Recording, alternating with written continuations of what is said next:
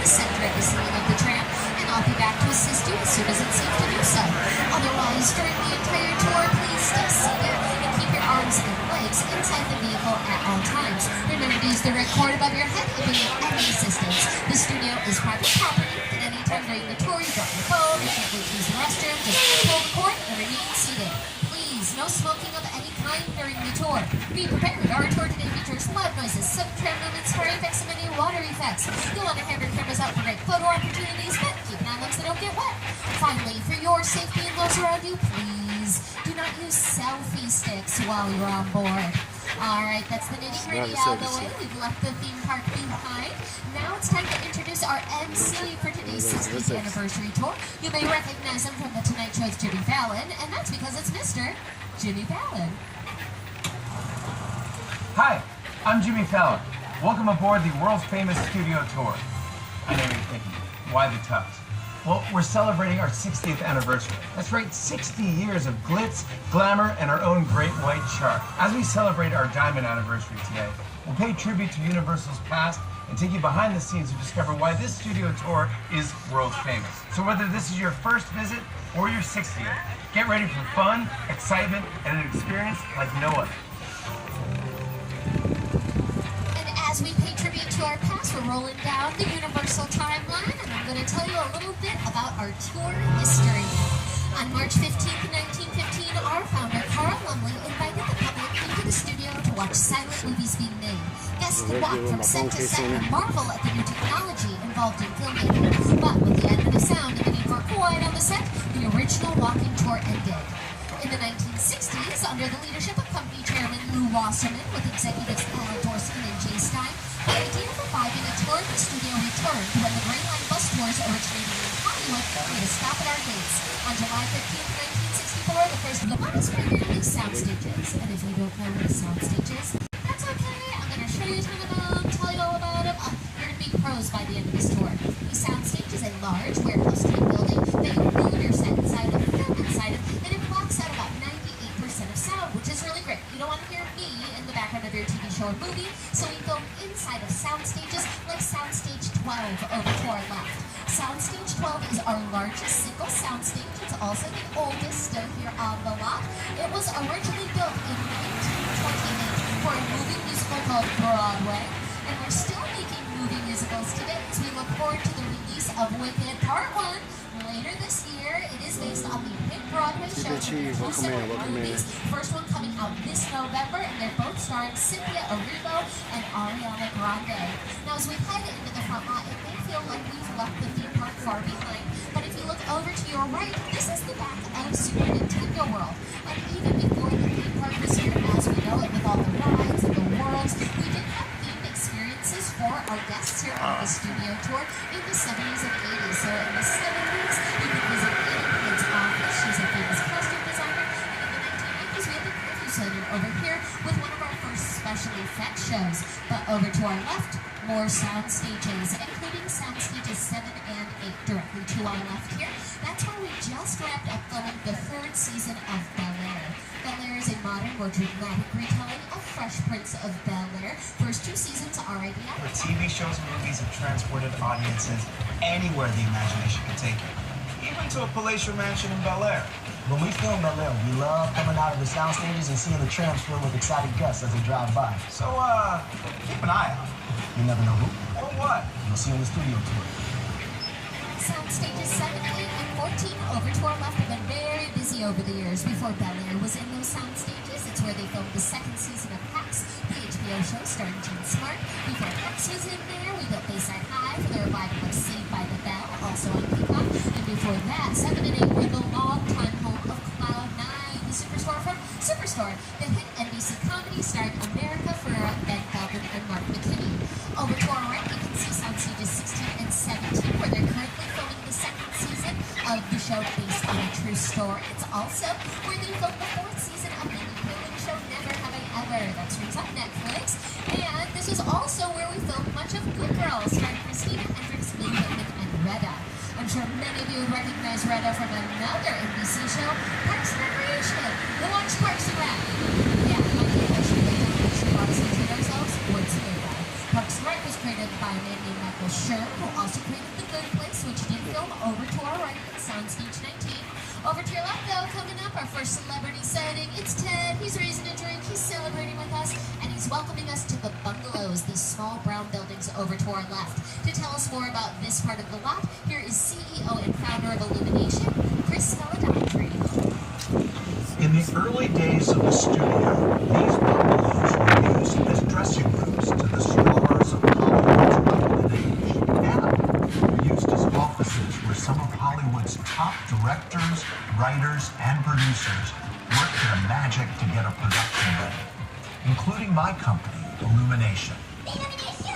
At Illumination, we've made some of the most successful animated films in box office history, including Despicable Me, Borax, Secret Life of Pets, Minions, Sing, The Grinch, and the Super Mario Brothers movie. And the team is hard at work again as we launch our next film, Despicable Me 4. Despicable Me 4 is out in theaters now, and I hope you all get a chance to see it, especially if you're a fan of those Minions. But what Chris Meledandri was talking about that happens in those bungalows, in those offices, that's called pre-production. It's the first part of production, and it's everything that needs to happen before filming even starts. So writing, casting, budgeting, scheduling. That's what's happening in the bungalows, as well as in these offices again to our left. Behind those offices, though, are two more sound stages. These are sound stages 25 and 26, currently home to two separate comedies. We have Lopez vs. Lopez in Soundstage 25, and a new comedy called St. Dennis Medical in Soundstage 26. It's a workplace comedy, documentary type of show, kind of like The Office, but it revolves around a hospital up in Oregon. That stars David Allen Greer and Wendy McClendon Covey. If you look over to your left, you're going to see a little bit of the Metro sets, but we're going to bypass that for now because we are going on another adventure. We're going to head up towards Skull Island, and on our way, we have two other former attractions you may remember from the studio tour. One is the collapsing bridge, which was a mechanical event that the trams used to cross. The hydraulic support would split, and the bridge would seem to collapse. We also have the runaway train. It's going to be off to your left as we turn the corner here. This was originally in our western sets. The train would hurtle toward the train and come to a screeching halt.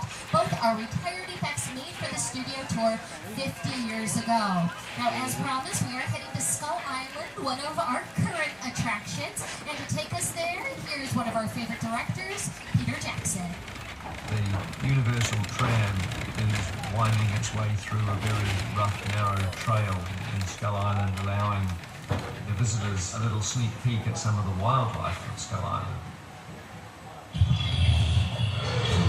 And as we head back to Skull Island, just a reminder to please stay seated, hold on to your belongings, your cell phones, and your kiddos. The island. Nobody's lived here for hundreds of years. It's so true.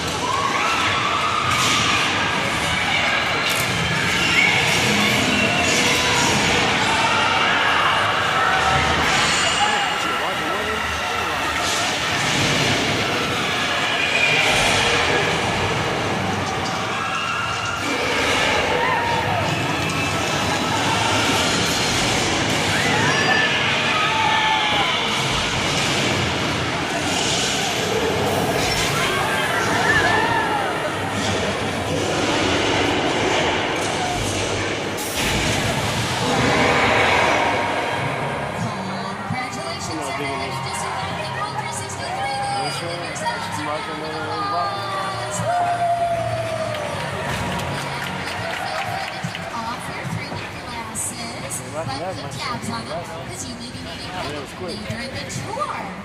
That amazing 3D presentation was brought to us by a collaboration with Weta FX. Weta FX is responsible for the effects of many of your favorite movies, like Avengers Infinity War and Endgame, Shang-Chi, The Jungle Book, King Kong, Avatar, and of course, the Lord of the Rings trilogy.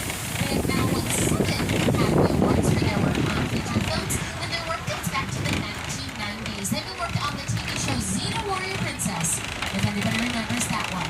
So all those high-tech digital effects are referred to as CGI, or computer-generated images or imagery, and that's all done in post-production. So 3 different parts of production.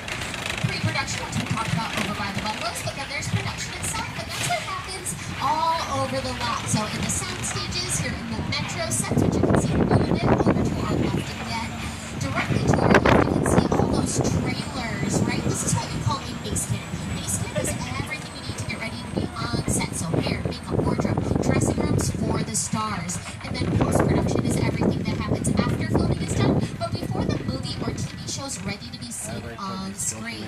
Now, the metro sets used to be home to our old King Kong attraction, and tell us more about that. Here's one of the stars of the 2005 King Kong, Jack Black. And self-action. Did you know the Metro sets were once the home to Hollywood's biggest star? Right here is where the original studio tour King Kong attraction resided from 1986 until 2008. He stood 30 feet tall and weighed in at 13,000 pounds. I'm going to talk over it just a little bit so that you can look over to your left as we move forward here. You can see that they are setting up for event over in the metro sets, and that is the area where the King Kong attraction used to be. So again, definitely keep an eye out. You never know who or what you're going to see here on the back lot. But all those digital effects, before we had CGI, we used practical effects. A practical effect happens during production or in front of the camera, and that's what we were doing when we were making our monster movies. So if you look over to your right, you can see 5 of our classic movie monsters, larger than life, by artist Tristan Eaton. So when we were making those movies in the 20s, 30s, 40s, 50s, we were using practical effects, which happened during production in front of the camera, and also include all of that amazing monster makeup and costuming. To our left again, though, you can see some of our newer sound stages. Those are sound stages 30 through 34. They are state-of-the-art, and that is where we filmed The Voice. See, they're currently working on their 26th season, if you can believe that. Just wrapped up the 25th. If you haven't had a chance to see the finale, definitely be sure to check it out on Peacock. But also to the left, in front of those sound stages, is a body of water. That's Park Lake, sometimes referred to as the Hollywood Ocean. And this was where, in 1973, we added the parting of the Red Sea to the studio tour, inspired by the classic film The Ten Commandments, a Paramount picture. The star of the movie, Charlton Heston, made an appearance to part the waters for our guests. The glamour trams to drive right through the lake and give everyone on board a sea-level view. It's overloaded. Tell them they can walk on water as part of the tour. There have also been exploding water mines, torpedoes, and prop submarines as part of the action on the lake. We've also had production on Park Lake. That is what we transformed into the Amazon River for Creature from the Black Lagoon, one of our classic monster movies. We're not heading to Little Europe. This is where we filmed almost all of our monster movies. But it's also where we filmed much of The Good Place. Where are my Good Place fans? Yeah, this is for you, Car 2. So, this is their afterlife neighborhood, the yogurt shops, the clam chowder fountain, the exterior of Cheaty's apartment. If those words mean nothing to you, it's okay. I have a clip. It's going to give you a little bit of context. You, Eleanor Shellstrop, are dead. Come on, this location, the afterlife. Come on. I've never ever seen this. You're in the good place. I'm not supposed to be here. The yogurt shop up on your screen is the building directly in front of us. It's going to be off to the left as we take the fork. As you can see, we've transformed it back into yogurt for our 60th anniversary celebration. If you are familiar with the show, again to the left, you can see the railway station. That's where they caught the train to the medium place and the bad place. Going to the bad place? Maybe it's not all that bad. How can I help you? What is the bad place like? Well, it doesn't sound awesome. If you've never seen I highly recommend it. It's very bingeable, only 4 seasons long. You'll laugh, you'll cry, you'll love Maya Rudolph even more than you already do. I know you don't think it's possible, but it is. Go check out The Good Place. Long before Little Europe was ever the afterlife, though, it was Cairo for the Mummy, Transylvania for Dracula, Wales for the Wolfman, and Paris for Hunchback of Notre Dame. And we could transform that area into all of those different locations just by changing the language on the street signs and the shop signs. Hunchback of Notre Dame was one of our earliest monster movies. It is a silent film, and it just celebrated its 100th birthday. So it originally came out in theaters September 6th, 1923. And we're so excited to continue this long monster legacy as we look forward to the opening of Dark Universe at Universal Epic Universe, opening next year in Orlando.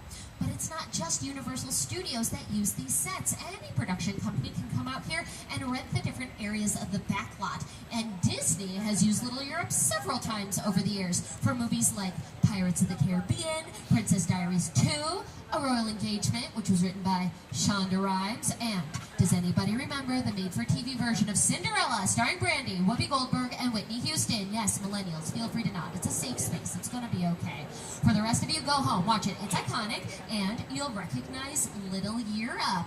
We also filmed our very first Academy Award winner for Best Picture in Little Europe. That was a movie called All Quiet on the Western Front. It was a World War I movie. We have won 11 Best Picture Academy Awards over the years, but of those 11 movies, only 3 did any filming here on the lot. So the first one was All Quiet on the Western Front, the second one was The Sting, and the third one was our most recent Oppenheimer, which did do some filming in our sound stages. It wasn't in this soundstage though, but we couldn't get you into soundstage 19 today, so we're going to go into soundstage 50. There's a full set in here.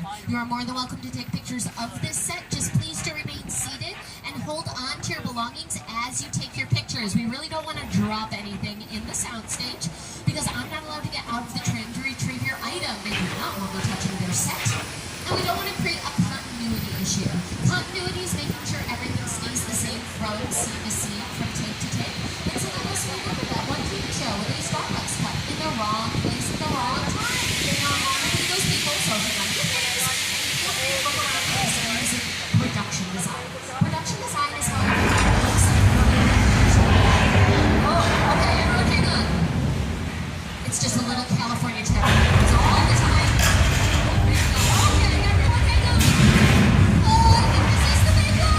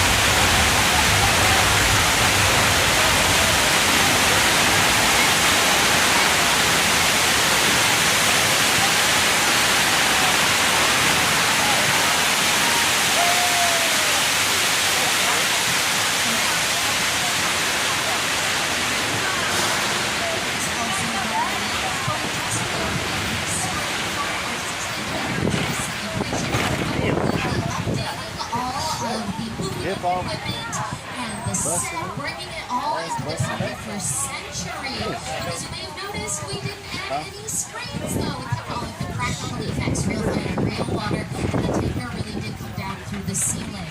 We are about halfway through the tour though, everyone, so just a quick reminder to please stay seated during the entire tour. Again, the studio's private property, and if you drop your phone or okay with use the restroom, just pull the red cord to get my attention. I will be back to assist you, but please do remain seated on the tram. That is also good advice as we head to Amity Island. Please do remain seated and hold on to those belongings as we're right up against the water here. Don't worry, they'll be the shark. He's hanging out. Officer George is out there somewhere. I think he's done one last sweep of the water, making sure everything's safe and sound. Hopefully we can all go swimming soon. It's going to be all tomorrow. It looks like there's another shark in the water. No. I'm pretty sure Officer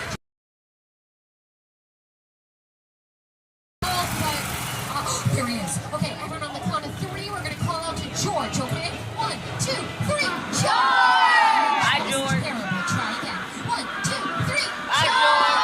I really don't think he heard us.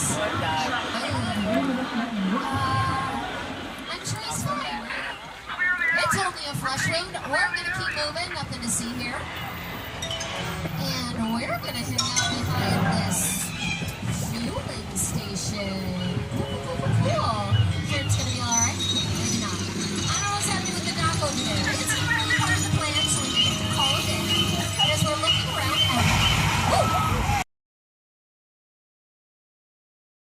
but everything's on fire. Okay, this is why we have Fire Station 51 here on the lot. We're going to give them a call, and then we'll head on down before...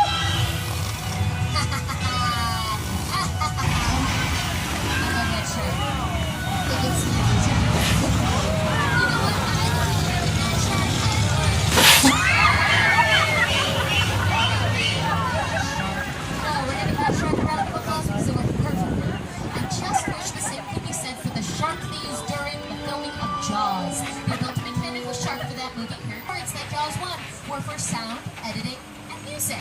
Music is a really great way to raise the stakes in a situation. Another way to do that is to add rain to a scene. So here to tell us about weather effects is today's show co-host and weather anchor, Al Raptor. Time for my favorite part of the tour. Well, when it comes to film and TV, it is truly a special effect. In fact, to demonstrate how the effects are created, we debuted our first major attraction here on the studio tour way back in 1968. And these are more practical effects. We're using sprinklers for the rain, the lightning you're seeing is the reflection wind. Those are on top of the buildings, out of frame for the camera. But the thunder you're hearing would probably be added post-production. Only about 10% of what you hear in a movie or TV show is recorded while the action is happening. It's mostly just the dialogue, what the characters are saying. Everything else you hear, like door slams, footsteps, background noise, or the little flash flood, that's all going to be added post-production by the sound engineer. And speaking of flash floods, as promised, there it is! Look out, cartoon! Might be coming up for us too, let's see. Woo! What's that anymore? That is a very popular practical effect, and we now have 3 practical effects in a row. Earthquake, Jaws, and Fun. So these are all great. So these practical ones are just as effective as CGI. We are going to be passing by Jaws again, though, and to tell us a little bit more about the attraction, here is the director of Jaws, the movie, Steven Spielberg. The Jaws ride was almost the inevitable result of the size of the box office when Jaws first opened in June of 1975. And that was really the first time I ever got involved in the creation of a ride. It was a great honor to be invited into a creative circle of tremendous designers at Universal. We were trying to figure out how to replicate what the movie had done to audiences in a real way by building a physical shark that would come out of the water and terrify tourists as they were sitting in the tram. And the most amazing thing about the Jaws ride is it is exactly as it was from the time it was first placed on the Universal lot. There are tweaks, of course, over the years, but it is essentially what the designers and myself all envisioned and created.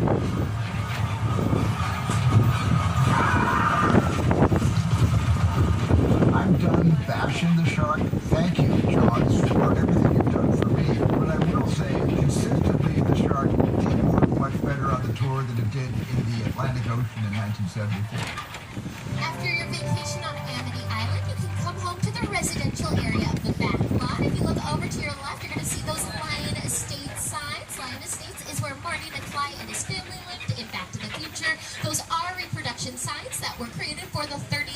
anniversary of the film, and it looks like Doc's time machine was out there as well. Right, Scott. It appears as though you've stumbled upon my time machine. I've been looking for it ever since I misplaced it last week. Or was it next week? Anyway, if you see me later, be sure to remind me where I left it. Oh, wait! Don't tell me!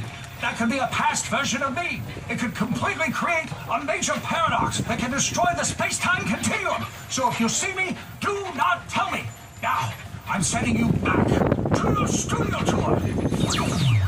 Thank you, Doc. One of the executive producers of Back to the Future was Steven Spielberg. We're currently on Steven Spielberg Drive, so here he is again to tell us about his long history with us here at Universal Studios. My entire career began with my relationship with Universal Studios just as a high school kid on a tour bus. Remember, in those days there were trams, there were buses called the Gray Line Tour Bus. And I was so excited and thrilled to be on the lot. This was my first time ever on a movie studio lot. And during a bathroom break, I hid in the bathroom, and when everybody left to get back on the bus, I waited another 15 minutes until I'm sure the bus left, and then I had the entire lot to myself that day. And in those days, movie lots were so crowded because all movies were made on film lots. Today they're made all over the world, on locations, but most of it was focused in those days, in the 60s, on the film lots. So nobody noticed me when I was going around from soundstage to soundstage, and I really felt, in my own young way, I owned the lot and had the most amazing day of my life. You may have noticed we turned off of Steven Spielberg Drive and into one of Steven Spielberg's sets. This is the airplane crash site from his 2005 film, The War of the Worlds, starring Tom Cruise and Dakota Fanning. To tell us a little Carter, and again, Mr. Steven Spielberg.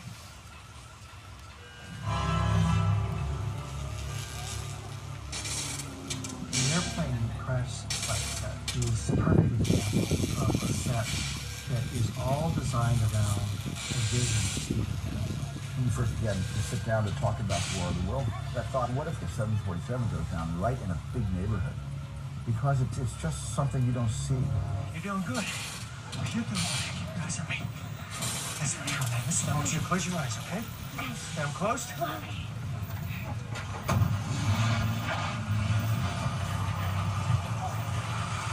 Robbie, get in. Get in. And as we keep moving, if you look over to your right, that is a real 747. They purchased a retired aircraft, transported it here, and destroyed it for that movie.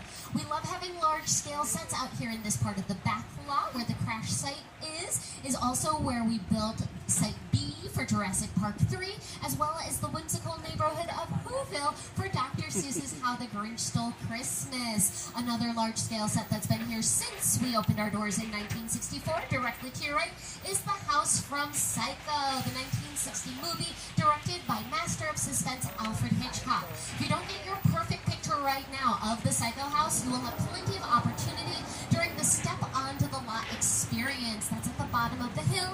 You'll be able to get a picture of the house, the stairs, the motel, and the picture car. You'll also have an opportunity to take a picture with our reproduction Hollywood sign, as well as several other props, sets, and picture cars. This is a limited stop, so you will be getting back onto a tram to continue your tour.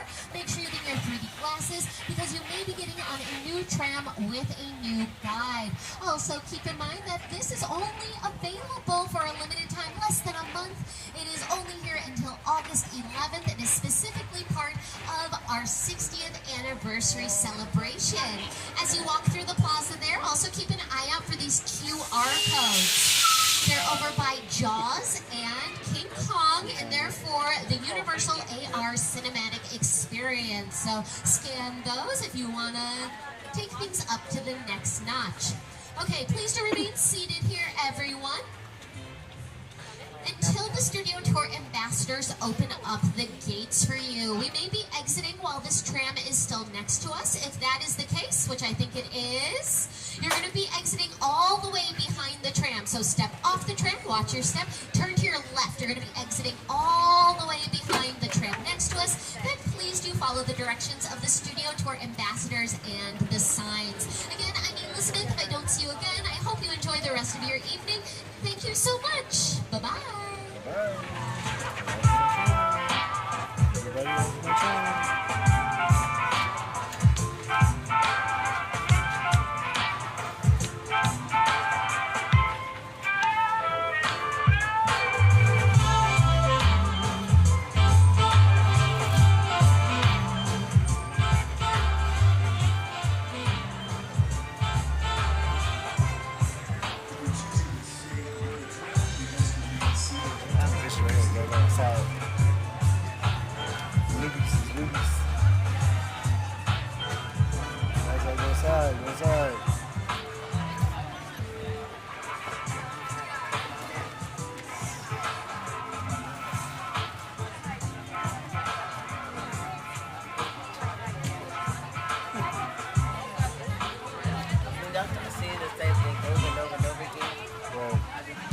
not going off. Inside, other side. You guys gotta go inside. Inside,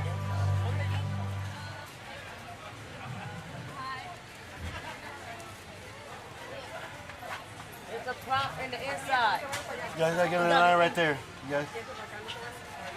You have to go on the inside because that train's trying to come down.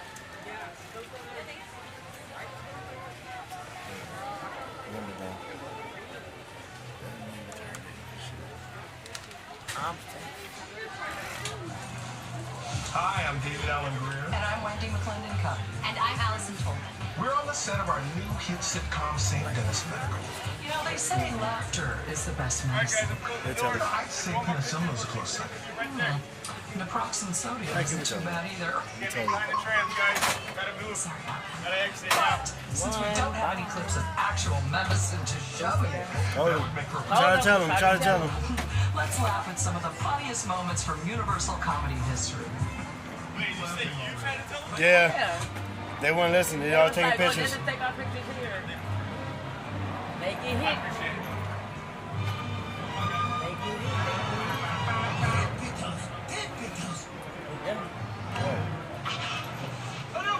I went to answer the phone, I was gone a second, I came back in, he let himself out of the playpen, he put on Scarface, and he glued his hands to the rum bottle. Okay?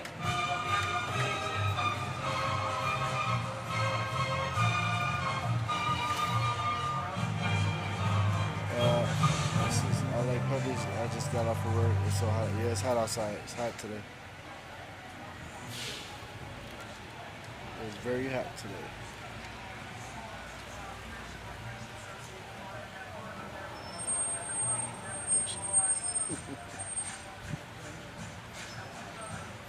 There's no one inside. Hey! There's no one inside. Check it out. Get back in. Wait. I know. But if you want to grab some water, bring your universal stuff, and then there's a top photo op. Right behind that photo op. It's a VIP. VIP today. It's the VIP. The first time I rode on the Universal lot, we did the tour. I grew up in Los Angeles, and that was like years ago. It's in Jaws. I got my introduction to Universal Studios through the tour, to then be in the movies and seeing the trams drive by. It's very overwhelming. One of the coolest things actually about shooting for Universal is that you can shoot on the lot and you go and take your Jaws and here's the flash flood, how these trams are riding around. It's the coolest thing ever. Thank you so much. Back then, the tram driver was crazy, but there's no restriction in the cars for him. We used to drive all over and doing the turn down before. I have so many amazing memories of the lot when we were shooting Back to the Future. Being here brings me back in time, I'll tell you that. When the tram would come through, the tourists would see Michael J. Fox, and they're taking the camera snap. So one day, Michael J. Fox had his own camera, and every time the tourists came through to snap their picture, he ran out and started taking pictures of them. That's great. Look at this last week. Jason, we're going to take care of you for this last little portion. You need to make sure that you guys have 3D glasses. You will need them for this last leg of the tour. If you've misplaced your 3D glasses, raise your hand. Yeah, pretty soon it's going to be a short live stream. I mean, it is pretty Also, soon. if you have any young people in your party whose feet don't touch the floor, you need to move them towards the center of the tram, away from those tram gates for their safety. And speaking of safety, once we get on the road, we have about 10 minutes until we're back to the theme park proper. If you need assistance during that time, reach up, pull that red emergency cord. That will cause the tram to stop operation. I will be back to assist you as soon as it's safe to do so. But as I said, I'll be back to the theme park proper in about 10 minutes. And now it's time for us to hit the road. So leave it. Leave them all. Leave them all.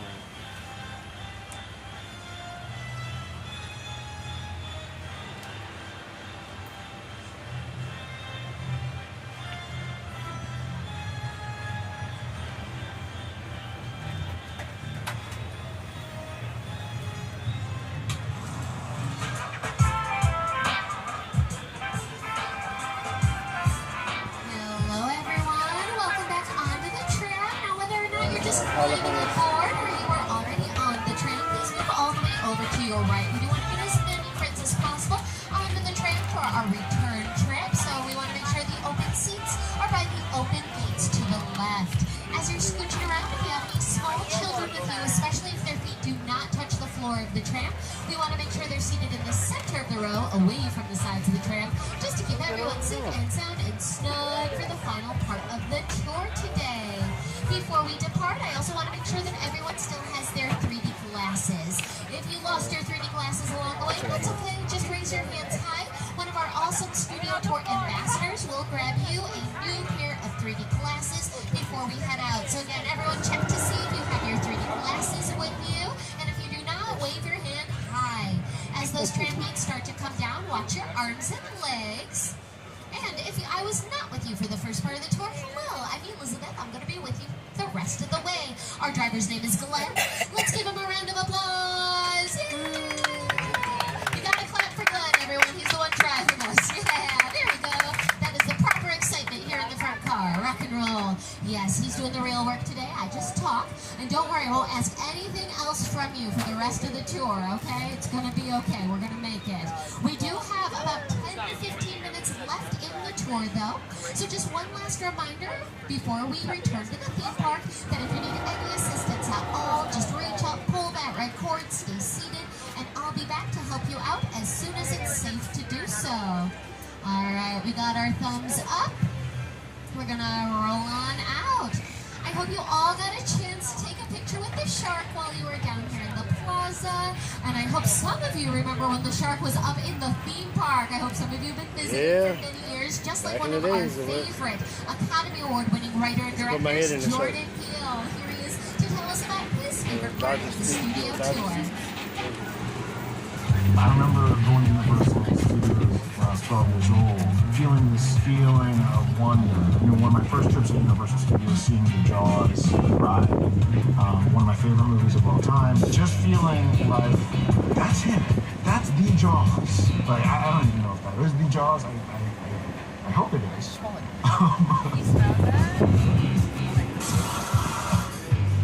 Sharing a space with Hitchcock and Spielberg, I couldn't be more proud.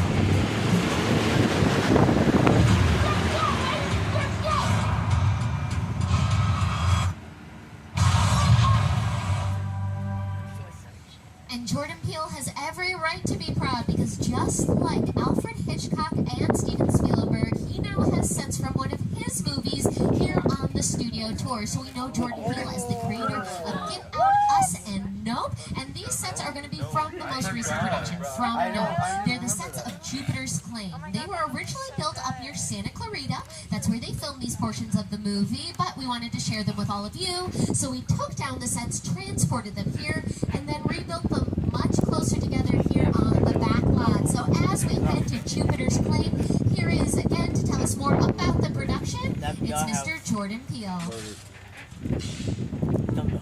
Movie magic only happens when a team of collaborators, often in the hundreds, work together to take an impossible notion and bring it to life.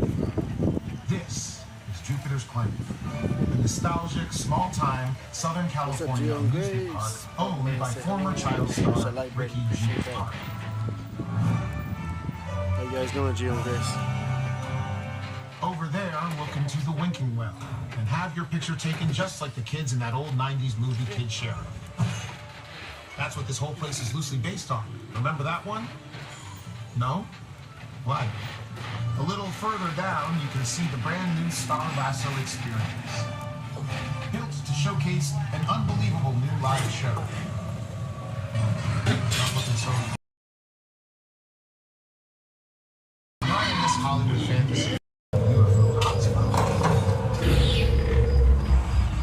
Welcome to the world of No.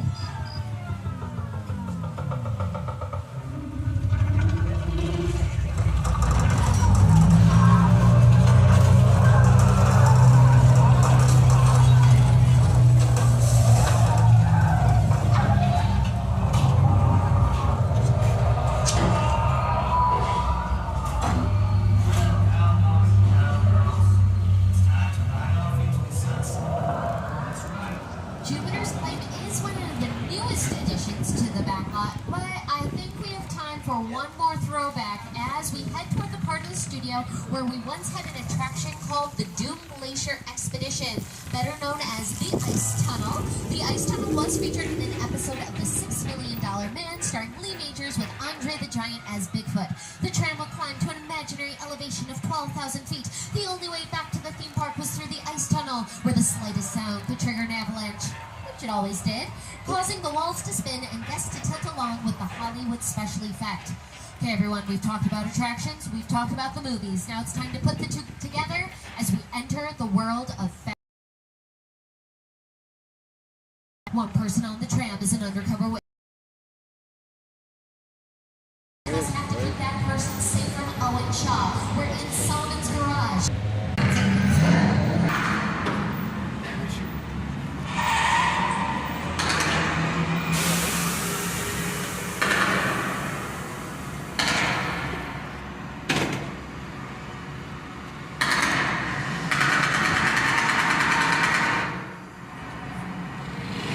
Which one of you is the witness? Speak now or you all get fried!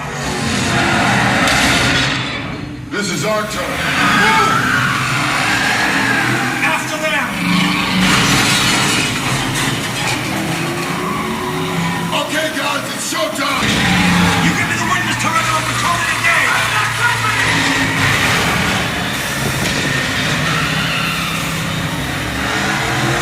The witness is mine, Letty!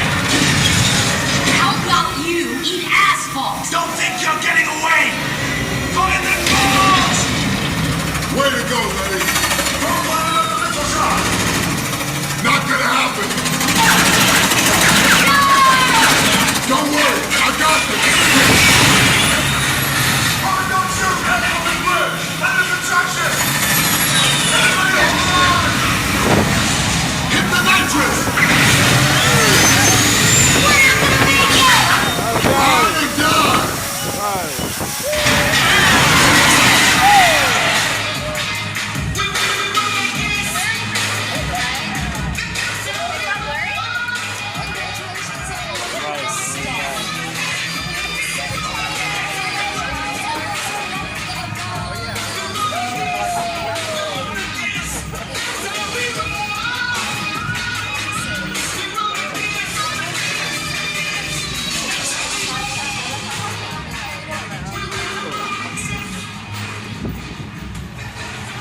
Over the past 6 years, the studio tour has taken guests on an amazing behind-the-scenes look at a movie in a way that only Universal can.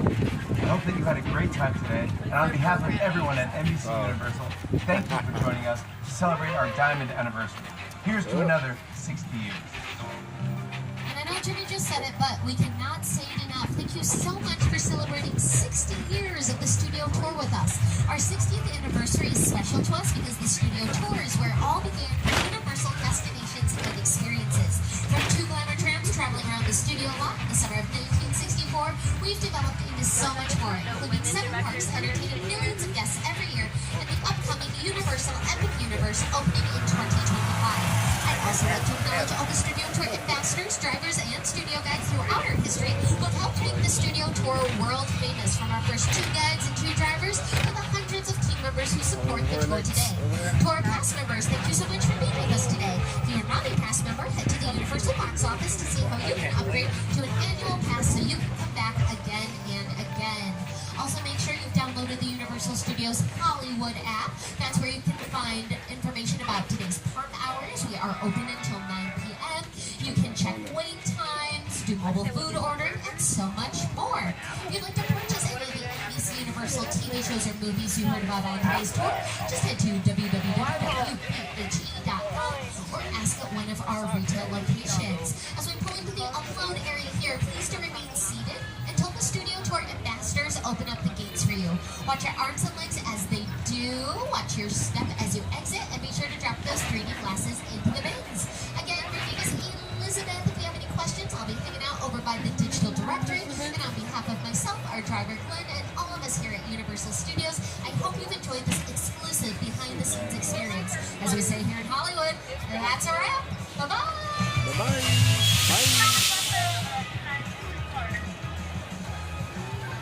Alright guys, I'm gonna end this live stream right here. I will see you guys on the next one. Give me a second.